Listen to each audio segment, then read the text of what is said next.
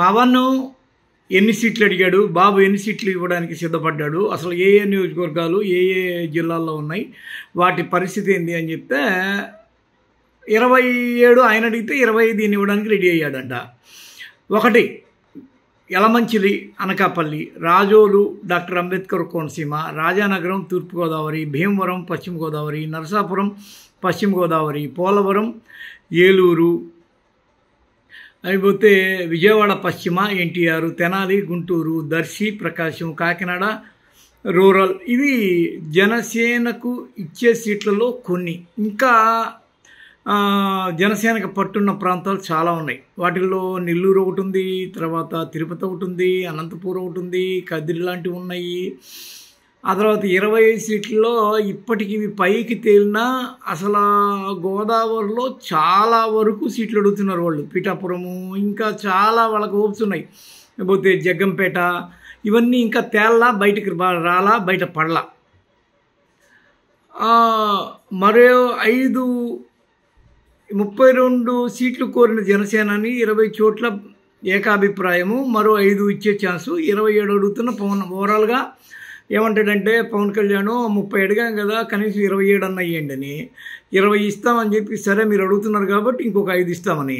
ఇట్లా లెక్కలు పత్రాలు జరుగుతున్నాయి. ఇప్పుడు ఎక్కడెక్కడ గెలిచే ఛాన్స్ ఉంది అంటే రాజోలు ఆల్రెడీ వీళ్ళు గెలిచిన అవకాశం ఉంది. రాజానగరం జక్కంపూడి రాజా చాలా పటిష్టంగా ఉన్నాడు. ఇక భీమవరం అనేది ఆల్రెడీ సేనాని ఓడిపోయిన ప్రాంతం.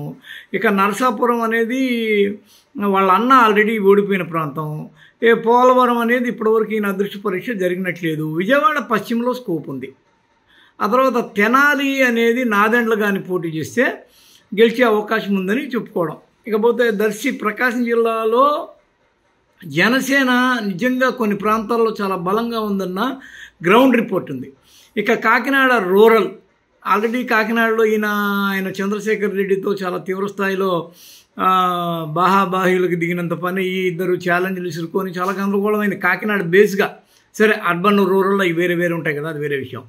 అయితే ఓవరాల్గా ఈ 25 సీట్లలో మళ్ళీ తిరిగి ఇంకా ఎన్ని ఉండొచ్చు అంటే గోదావరిలో ఇప్పటికీ చాలా ఎక్కువ అడుగుతున్నారు. వాళ్ళైతే మేము అడిగినప్పుడు ఒక సమయంలో సగానికి సగం గెలిచేస్తాం సార్ గోదావరిలో అని డంకా బజాయించారు ఈ కాపు సామాజిక వర్గానికి సంబంధించిన ఓటర్లు.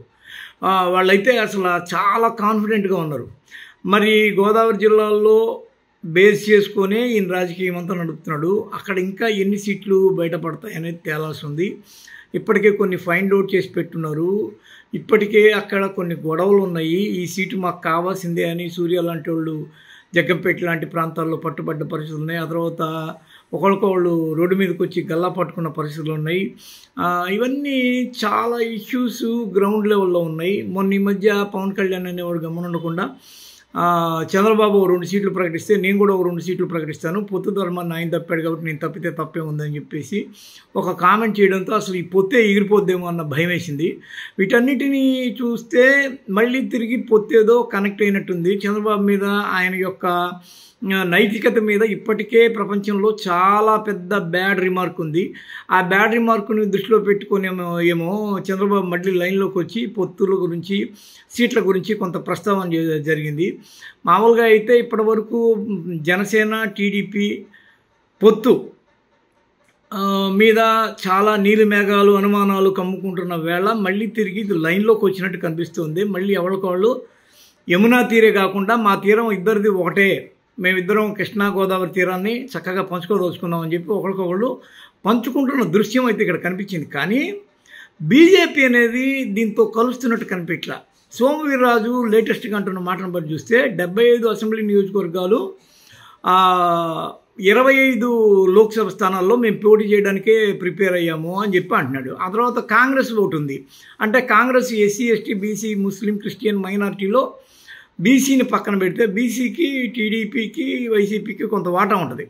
పక్కన పెడితే మీకు ఎస్సీ ఎస్టీ క్రిస్టియన్ ముస్లిం మైనారిటీ ఓటు బ్యాంకుని కాంగ్రెస్ భారీ ఎత్తున చీలుతుంది.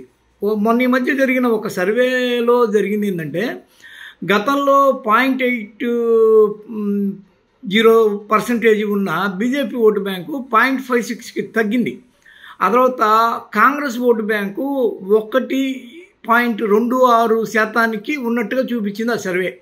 వాళ్ళు సుమారు 88,000 శాంపిల్స్ తీసుకొని సర్వే చేశారు. దానిలో బయటపడ్డ దృశ్యం ఇది.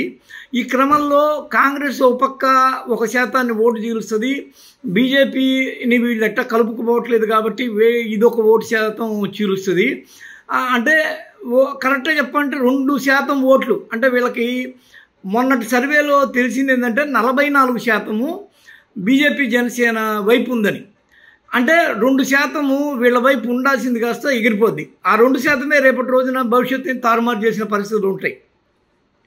ఈ క్రమంలో చూస్తే టీడీపీ జనసేన మళ్ళీ తిరిగి పొత్తును కలుపుకొని జాగ్రత్తగా ఆచితూచి అడుగులు వేస్తున్న దృశ్యం అయితే చాలా స్పష్టంగా ఉంది. ఇంకా ఏ ప్రాంతాలు ఎక్కడెక్కడ జనసేన సిద్ధపడవచ్చు, మరి ముఖ్యంగా ఎంపీ స్థానాలు ఏవి, వాటిల్లో గెలుపు అవకాశాలు ఎంత, ఇప్పటి వరకు ఎలక్షనీరింగ్లో ఎలాంటి స్థితిలో కానీ కలిసి రాని ఒకనొక జనసేనని ఈ ఎన్నికలను ఎలా హ్యాండిల్ చేయబోతున్నాడు.